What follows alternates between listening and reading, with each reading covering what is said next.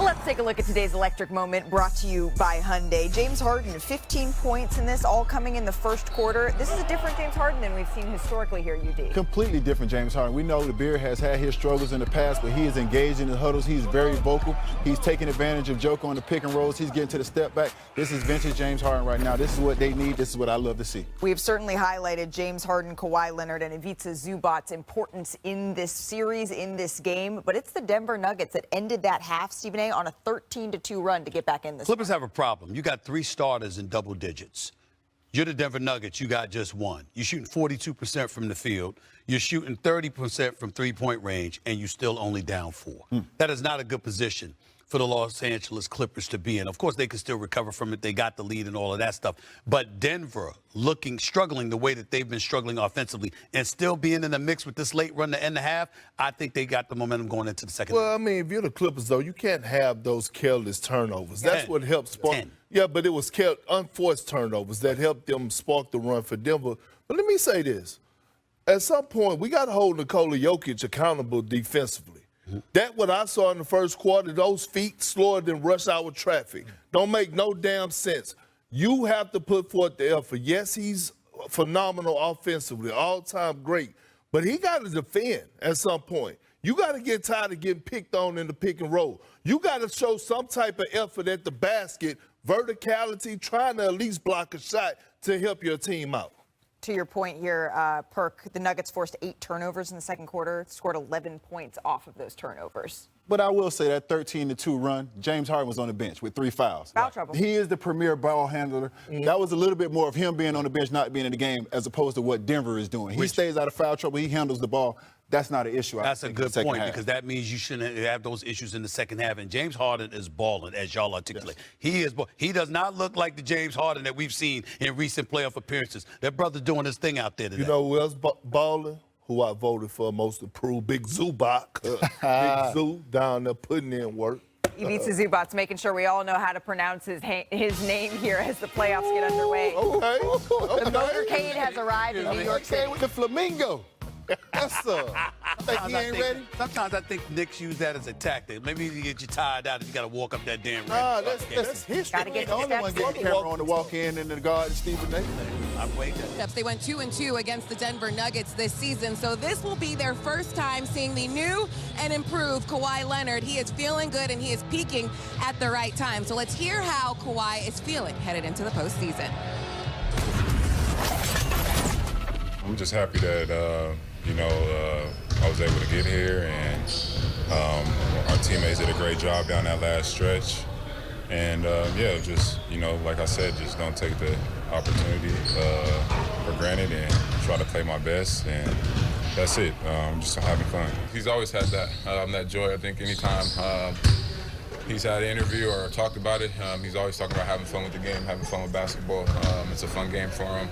I haven't seen any change from this year compared to last year or back in Toronto. He's always loved the game of basketball. And you can just tell when he's able to play and be healthy and play the game he loves at the level that he knows he can play at. All right, so Kawhi missed the first 30-plus games of the season, but as the season's gone on, since he's returned, he's gotten better and better each game, Jim. So how can he turn that into postseason? Well, first of all, I'm glad to see how happy he was at that interview and all the excitement and enthusiasm that Kawhi had going into this first round of playoffs. But listen, patience is a virtue. It took time. I know a lot of people wanted to see Kawhi a lot earlier, but it's a reason why. You wanted this version of Kawhi. And that version is 1, shooting like 74% in the restricted area. 2, shooting close to 50% from behind the 3. Getting to his spots, finishing, dunking, but also having an impact on the defensive end of the court. So that's why it was very important that strategically, medically, his coach, his doctors and his staff, the Clipper staff, worked together to ensure the ramp-up process would pay huge dividends. And we are seeing and witnessing how great Kawhi really is when healthy right now at the right time. Kawhi Leonard is a machine. The man does not show emotion, but that is why he's been so clutch in the postseason. He is a two-time NBA champ and a Finals MVP as well. And he also said he likes to leave it all on the floor in the playoffs. You know who else leaves it all on the floor? James Harden, because he never leaves the floor. He was in 79 of the Clippers' 82 games this season, and he did this at age 35 in his 16th NBA season. Jim, what have you seen from the Beard?